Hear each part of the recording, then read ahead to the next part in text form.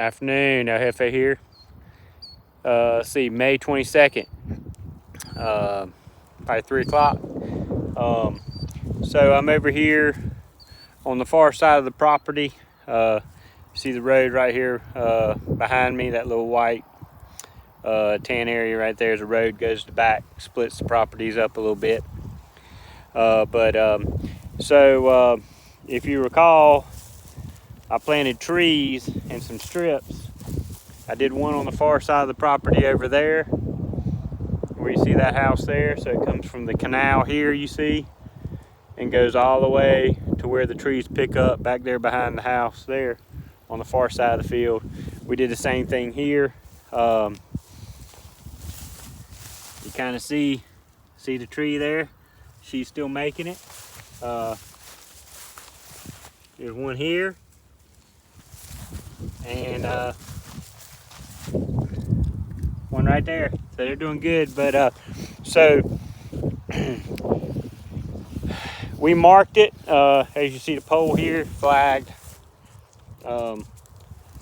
We got a line flagged all the way down through there so the farmer would stay off the trees when he sprayed. He did so, but I'm gonna kind of show you what it ended up like and then what I decided to do. The tree buffers that are designed in 5 or 10 years to really kind of close off this side of the property and the far side of the property give us wildlife borders. Already this year, just having the trees planted and not sprayed and natural vegetation growing up, I've seen bobwhite quail, I've seen rabbits, other birds, of course, and everything, mourning doves. So it's already been beneficial, and it's just started. Imagine year 5, year 10, how much better this is going to get. But I got some other things I did. I'm going to show you. I'm going to spin you around in a second, and just want to again thank my Lord and Savior Jesus Christ, and El Jefe, talk to you again in a minute.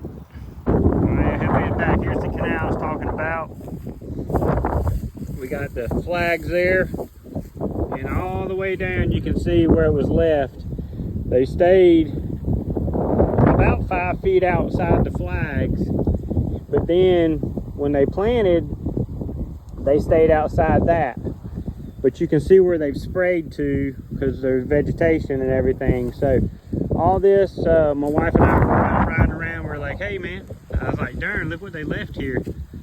And of course, everything that has corn in it had chicken litter put on it this year.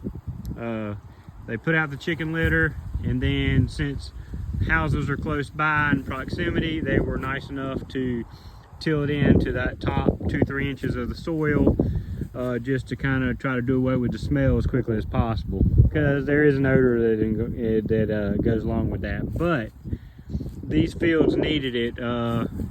They were lacking. They haven't planted winter wheat here in right many seasons because of the soil quality being a little poor. They do still rotate beans and corn, but you know, following the corn, the soil was so it leached of all the nitrogens and other things that maybe the beans would need or the wheat would need. So they didn't rotate in, they just left it and started in the spring with beans. But so we got chicken litter down, we had these bare spots. So what I decided to do was to kind of play with population on my new planter. I said, you know, I can get probably 4 or 5 rows in here. Well, I got 4 rows, 2 passes. I bumped my population up about as high as I could go for corn, which would have been somewhere in the probably 45 to 50,000 seeds to acre. And so they're coming up. The ground here is way softer than what we have in the sunflower fields, probably just because it's a little different soil type here. But they're breaking ground. I mean, these were planted the same time. You see, boom, boom, boom, boom, boom. They're not right on top of each other. Every now and then you'll see a double, But then there's a whole lot of singles 4 or 5 inches apart.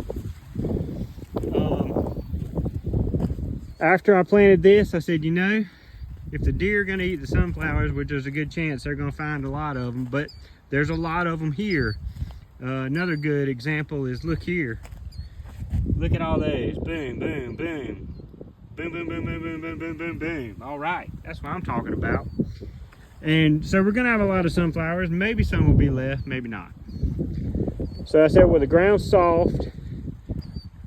So what I did was I bought a couple bags of white Pro-So millet, and I put 40 or 50 pounds in the hopper, and I ran right down the edge here, throwing out into the trees as well as across this soil. And as you can see, you see all the little white specks in there.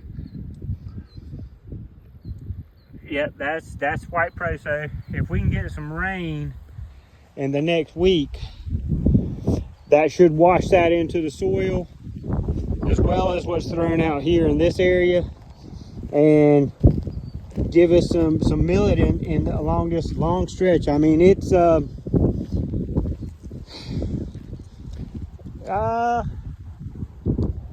can't remember exactly how long that is. I'll have to measure it again. It's a couple 100 yards, if not longer. The tree span was about 20 feet, so you're probably 35 or 40 feet wide here. With the spreader in this section, right in through here, I mean, it was for sure reaching out here, throwing. I've got millet seed out here. Yeah, I've got millet seed from the corn all the way to here. So this whole area is covered up pretty good. So, you know, it was left. The farmers weren't using it. So I said, you know, let's throw something out there, because when the corn's cut, you'll have sunflowers here, which will be an extra draw to the doves, you know, and gives more places to hunt. You know, realistically, once the corn's cut, you could put a person at the canal. You could put another person about midway, and then one down by the ranger on the other end, and more seed for the birds. Gonna be a little later, but that's all right. This ground had more moisture, evidently. You know, I did the exact same thing I do everywhere else, but this stuff shot up, and it has chicken litter. So boom, there you got something else. But this area has been no-tilled for a long time. So the soil, although might needed more nutrients to enhance it, it was still way softer. Doesn't near have that scale of crust and that top layer and everything like the sunflower fields do. So hopefully,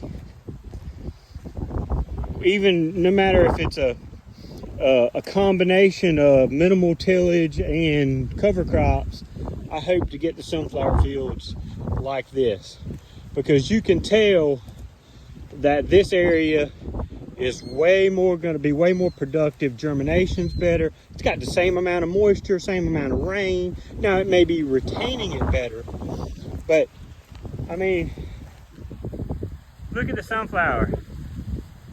These were planted the exact same time as as some of the ones I replanted in the 2-acre field, and they're doing way better. So they've been farming for several generations. I've been farming relatively new, I guess. But look, I mean, look, I'm gonna zoom in, but you can see the lines a pretty good ways down through there. And in a week, if we get some rain and over here, and even with the moisture in here, these sunflowers are gonna take off. So there's the trees. You saw some trees at the bottom. Let's see here. See if I can find one. There's another little sweetheart making it. There's one making it. So, you know, these trees look good. Even as dry as they've been, looks like we're gonna have a really good percentage that are gonna make it. And you know, in the spring, when we look to replant where needed to, we'll just add to the ones that didn't make it. Well, as always, I want to thank my Lord and Savior up above for allowing me to play farmer and continue to enlighten me and give me the knowledge to reach out to y'all on YouTube, not only showing my faith, but taking you along the journey of planting food plots and being a good steward of what God has created for us, putting in tree lines. For the most part, these have been taking away. They've been eliminated out of the conventional farming that we have now. And when you put these back in, it does not take long for you to see the benefits for the wildlife. So, hey, y'all take care. Have a good afternoon. Hope you like this little short video, and we'll see you soon. I'm gonna leave you with a little zoom in on the sunflowers. Boom, boom, boom. They're getting it done. All right, y'all take care. El Jefe out.